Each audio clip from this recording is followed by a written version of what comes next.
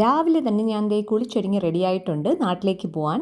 അമ്പലത്തിലൊക്കെ പോകുന്നതുകൊണ്ട് തന്നെ നല്ല ട്രഡീഷണൽ ലുക്കിലാണ് ഞാൻ ദേ ഇറങ്ങിയിരിക്കുന്നത്. പോയിട്ട് ദേ ഇന്ന് തന്നെ വരുന്നെങ്കിലും ഞാൻ ദേ ഒരു ജോഡി ഡ്രസ്സും കൂടെ എക്സ്ട്രാ എടുത്ത് വെച്ചിട്ടുണ്ട്. രാവിലെ ഒരു 7 മണിക്ക് കണ്ണമൂലയിൽ നിന്ന് സ്റ്റാർട്ട് ചെയ്തതാണ്. ഒരു 7:45 ആയപ്പോൾ ചിറയൻകീഴ് എത്തിയായിരുന്നു. ഇത്തവണ ശാർക്കര അമ്പലത്തിലെ ഉത്സവത്തിന് എന്തായാലും തൊഴുവാൻ പറ്റിയില്ല. സോ അതുകൊണ്ട് എന്തായാലും നാട്ടിലേക്ക് പോകണമുണ്ട്. ഇവിടെ ഒന്ന് ഇറങ്ങി തൊഴുതിട്ട് പോകാമെന്ന് വെച്ചു. ഉത്സവം കഴിഞ്ഞെങ്കിലും സ്റ്റോൾസ് എല്ലാം ഇപ്പോഴും ഉണ്ട്. സോ ശാർക്കര അമ്പലത്തിൽ തൊഴുതിറങ്ങിയതും ഞങ്ങൾ നേരെ ഞാനും അമ്മയും കൂടി സ്റ്റോൾസിൻ്റെ അങ്ങോട്ട് പോയി. മെയിനായിട്ട് ഞങ്ങൾ നോക്കുന്നതെന്ന് വെച്ചാൽ ഈ ചെടിച്ചട്ടിയും ചെടികളുമാണ്. ഉത്സവം കഴിഞ്ഞുകൊണ്ടാവും ചെടികളൊക്കെ കുറച്ച് കുറവായിട്ടാണ് എനിക്ക് തോന്നിയത്. ആൻഡ് പിന്നെ പ്രൈസും കുറച്ചൊന്ന് കൂട്ടി ഇവന്മാർ. ഞങ്ങളൊരു റംബൂട്ടാൻ എന്തായാലും ഇവിടെ നിന്ന് മേടിച്ചായിരുന്നു, ഒരു ചെറിയൊരു തൈ.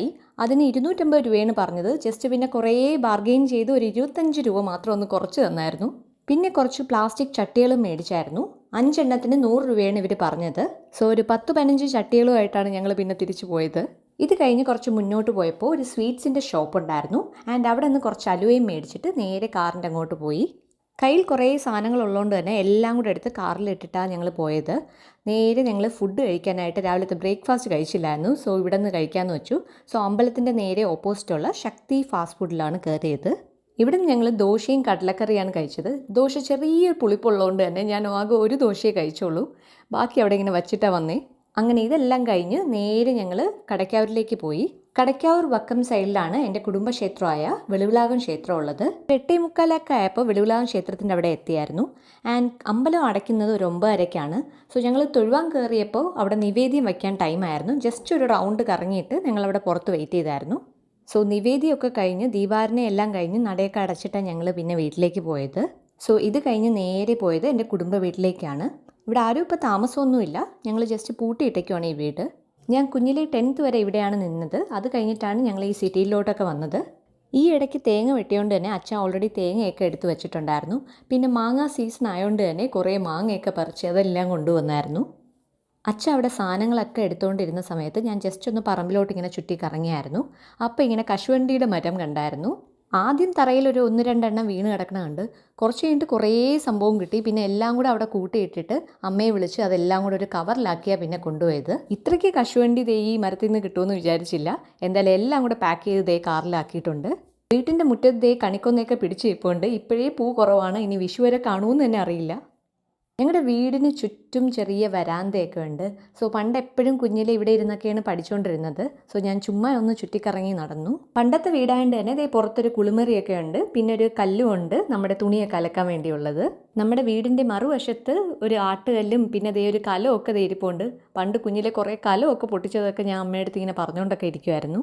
കുറച്ച് നേരം ദേ ഇവിടെ നിന്നപ്പോൾ തന്നെ ഞാൻ ദേ വിയർത്ത് കുളിച്ചൊരു പരുവായി. ലാസ്റ്റ് സാധനങ്ങളെല്ലാം പാക്ക് ചെയ്തിട്ട് പെട്ടെന്ന് ദേ അമ്മൂമ്മയുടെ വീട്ടിലേക്ക് പോയി. അമ്മൂമ്മയുടെ വീട്ടിൽ അവിടെ ചിറ്റയും അമ്മൂമ്മയും മാത്രമാണ് ഉള്ളത്. ചിറ്റയ്ക്കാണെങ്കിൽ ഈ ചെടിയൊക്കെ നടുന്നതൊക്കെ ഭയങ്കര ഇഷ്ടമാണ്. പിന്നെ കുറേ പക്ഷി മൃഗാദികളും ഒക്കെ ഉണ്ട് ഇവിടെ. സോ ആളുടെ ഒരു ഫുൾ ഡേ തന്നെ ഇതിൽ തന്നെ ചിലവഴിയും. കാരണം എന്ന് വെച്ചാൽ രാവിലെ തൊട്ട് തന്നെ ഇതിനൊക്കെ ഫുഡ് കൊടുക്കണം. പിന്നെ ഇതിനെല്ലാവരെയും കുളിപ്പിക്കുക ഇതൊക്കെ ചെയ്ത് പിന്നെ വീണ്ടും ഉച്ചയ്ക്കത്തെ ഫുഡും എല്ലാം പ്രിപ്പയർ ചെയ്ത് കൊടുത്തൊക്കെ കഴിയുമ്പോൾ തന്നെ ഒരു നേരമാവും പാവത്തിന്. ഇവിടെ പോയ ദിവസം ഞാൻ ഇൻസ്റ്റഗ്രാം ലൈവൊക്കെ ഒന്ന് ഇട്ടായിരുന്നു. അപ്പോൾ എല്ലാവരും ഇങ്ങനെ കമൻറ്റ് ചെയ്യുകയും ചെയ്തായിരുന്നു, ഒരു മിനി സൂ തന്നെ ഉണ്ടല്ലോ നിങ്ങളുടെ വീട്ടിലെന്ന്. ഞാനപ്പോൾ പറയുകയും ചെയ്തു ഇത് എൻ്റെ വീടല്ല, എൻ്റെ അമ്മൂമ്മയുടെ വീടാണ്. ഇവിടെ എല്ലാ സാധനങ്ങളും ഉണ്ടെന്ന് പറഞ്ഞു. ഇവിടെ പല നിറത്തിലുള്ള കുറേ ചെമ്പരത്തിയൊക്കെ കണ്ടായിരുന്നു. സോ ഞാൻ അപ്പോഴേ അമ്മയെടുത്ത് പറഞ്ഞു ഒരു പിച്ചാത്തി എടുത്തുകൊണ്ട് ഇറങ്ങിക്കോളാൻ. എനിക്ക് ഈ റോസാപ്പൂവിൻ്റെ കാട്ടിൽ ഏറ്റവും കൂടുതൽ ഇഷ്ടം ഈ ചെമ്പരത്തി പൂക്കളാണ്. കാരണം എന്ന് വെച്ചാൽ എപ്പോഴും പൂ പിടിക്കും. അങ്ങനെ ദേ കുറച്ച് ചെമ്പരത്തിയൊക്കെ അത് വെട്ടിയിട്ട് ഞാൻ വച്ചിട്ടുണ്ട്. ഓൾറെഡി ഞങ്ങൾ ഈ താമസിക്കുന്ന വീട്ടിൽ അങ്ങനെ കൂടുതൽ സ്ഥലമൊന്നുമില്ല. അപ്പോൾ ചെടികളൊക്കെ കുറച്ചേ നടാൻ പറ്റുള്ളൂ. അപ്പോൾ ഞാൻ മാക്സിമം ട്രൈ ചെയ്യണമെന്ന് വെച്ചാൽ ഈ പൂ പിടിക്കുന്ന ചെടികൾ കൂടുതലും, അതായത് ഡെയിലി പൂ പിടിക്കുന്ന ചെടികൾ കൂടുതലും വയ്ക്കാൻ നോക്കും. ഒരു ഉച്ചയൊക്കെ ആയപ്പോൾ ദേ ഒന്നാമത് കൊട്ട വെയിലായിരുന്നു ഇന്ന്. ഞാൻ വിയർത്ത് കുളിച്ചൊക്കെ ഒന്ന് ഇരിക്കുമായിരുന്നു.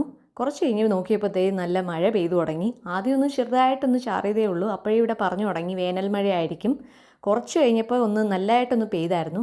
കാർ ഞാൻ കുറേ നാളായിട്ട് ഇപ്പോൾ അതായത് കഴുകാതിട്ടിരിക്കുന്നത് എന്തായാലും ഒന്ന് കഴുകി നല്ല വൃത്തിയായിട്ടുണ്ട്. അങ്ങനെ ഇതെല്ലാം കഴിഞ്ഞ് ഒരു വൈകുന്നേരമൊക്കെ ആയപ്പോൾ ഞാൻ ദേ കുളിച്ച് ഫ്രഷ്നപ്പായി അടുത്തൊരു ഡ്രസ്സും ഇട്ടിട്ട് ദേ ഇറങ്ങിയിട്ടുണ്ട്. സോ ആറ്റിങ്ങിലുള്ള പൂജ ഹൈപ്പർ ഷോപ്പിലോട്ട് കയറി ആൻഡ് കുറച്ച് ഡ്രസ്സൊക്കെ ഇങ്ങനെ എടുക്കുകയും ചെയ്തായിരുന്നു. ഡ്രസ്സ് എടുത്തതിൽ ഒന്നിൽ ചെറിയൊരു ഓൾട്രേഷൻ ഉണ്ടായിരുന്നു. ആൻഡ് അവിടെ തന്നെ കൊടുക്കാമെന്ന് പറഞ്ഞു അവർ. അവിടെ അവർ ചെയ്ത് കഴിയാൻ ഒരു 1/2 മണിക്കൂർ എടുക്കുമെന്ന് പറഞ്ഞു. സോ നേരെ ഒന്ന് ഓപ്പോസിറ്റുള്ള രാമചന്ദ്രൻ്റെ അവിടെ പോയി ഒന്ന് ചായ കുടിക്കാമെന്ന് വെച്ചു. സോ ഇവിടുത്തെ രാമചന്ദ്രൻ്റെ അവിടെ തന്നെ ഒരു ടീ സ്റ്റോളുണ്ട്, പിന്നെ ഒരു സൂപ്പർ മാർക്കറ്റും എല്ലാം ഉണ്ട്. സോ അവിടെ നിന്ന് ഞാൻ ചായ, ചിക്കൻ പബ്സ് ഇതെല്ലാം കഴിച്ചായിരുന്നു. എല്ലാം നല്ലതായിരുന്നു. എന്നിട്ട് നേരെ പൂജയിലെത്തിയതും ഓൾറെഡി അവർ സ്റ്റിച്ച് ചെയ്തൊക്കെ കഴിഞ്ഞായിരുന്നു. സോ എല്ലാം പെട്ടെന്ന് തന്നെ നടന്നായിരുന്നു. ആൻഡ് അങ്ങനെ എല്ലാ സാധനങ്ങളും മേടിച്ച് നേരെ വീട്ടിലേക്ക് അങ്ങ് പോയി.